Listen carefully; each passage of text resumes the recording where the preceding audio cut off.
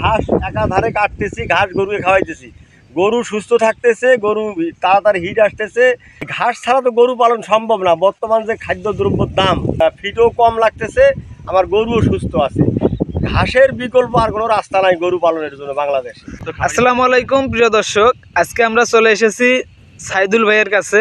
সাইদুল ভাই যে গরুগুলো পালন করে, উনি যে এই যে আমাদের পিছনে সাইদুল ভাইয়ের পিছনে যে ঘাসগুলো দেখছেন, উনি কিন্তু ঘাস দিয়েই গরুগুলো লালন পালন করে। যে এখন আমরা শুনবো সাইদুল ভাইয়ের কাছে যে সাইদুল ভাই যে গাভীকে ঘাস খাওয়াচ্ছে, ঘাস খাওয়ানোর পরে কি উনি যে ফিডের যে খরচটা আছে সেটা কি কমাতে পারছে নাকি, আমরা সেই বিষয়টাই তার কাছ থেকে শুনবো। আসসালামু আলাইকুম সাইদুল ভাই। ওয়ালাইকুম আসসালাম। আপনি যে আপনার গাভীগুলোকে ঘাস খাওয়াচ্ছেন, তাতে আপনি কি বুঝতেছেন ঘাস খাওয়ানোর পর? আরে ভাই, ঘাস তো হলো গরুর প্রধান খাদ্য।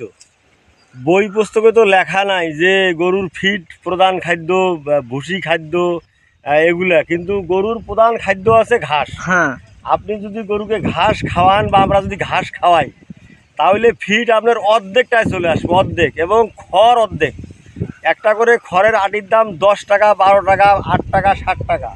আর এই যে ঘাস লাগাইছি আমি, ঘাস একাধারে কাটতেছি, ঘাস গরুকে খাওয়াইতেছি, গরু সুস্থ থাকতেছে, গরু তাড়াতাড়ি হিট আসতেছে, এবং এই গরু আপনার সুস্থ থাকতেছে।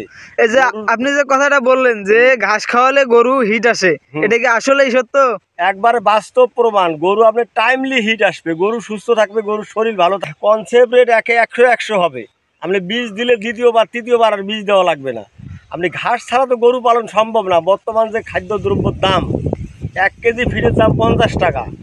আর আমি এই দেখেন, এই যে ঘাস আমি কাটতেছি, বোঝায় ঘাস নিতেছি, আমার ফিটের দাম, ফিটও কম লাগতেছে, আমার গরুও সুস্থ আছে। ঘাসের বিকল্প আর কোনো রাস্তা নাই গরু পালনের জন্য বাংলাদেশে।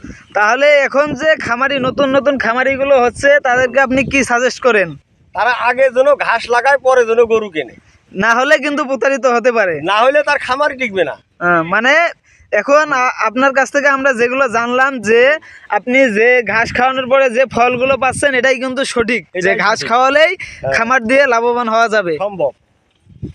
আর না হইলে তার গরু কেনারই দরকার নাই। যদি সে আগে ঘাস লাগায়, পরে যেন গরু কেনে, তাহলে খামার টিকবে, না হলে সে খামার করার জন্য চিন্তা ভাবনা করে না।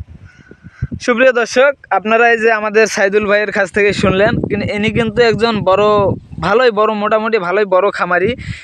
এনার খামারে প্রায় 20 থেকে 25টা গাভী আছে, সবগুলোই গাভী।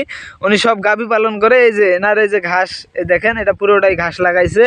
এই ঘাস দিয়ে উনি প্রায় ফিটের যে খরচটা আছে, সেই ফিটের খরচটা একেবারে কমে ফেলে। হলো যে হিট আসা বা দুধের ব্যাপারে সবগুলোই কিন্তু ঘাসেই কাজ করে। এজন্য আপনারা খামার শুরু করার আগে ঘাস অবশ্যই লাগাবেন। ঘাস লাগানোর পরে যদি আপনারা খামার শুরু করেন, তাহলেই কিন্তু আপনারা খামার দিয়ে সফলতা অর্জন করতে পারবেন। আজ এ পর্যন্ত। আরও এরকম নতুন নতুন যদি ভিডিও পেতে চান, তাহলে অবশ্যই আমাদের চ্যানেলটি সাবস্ক্রাইব করে রাখবেন। ধন্যবাদ।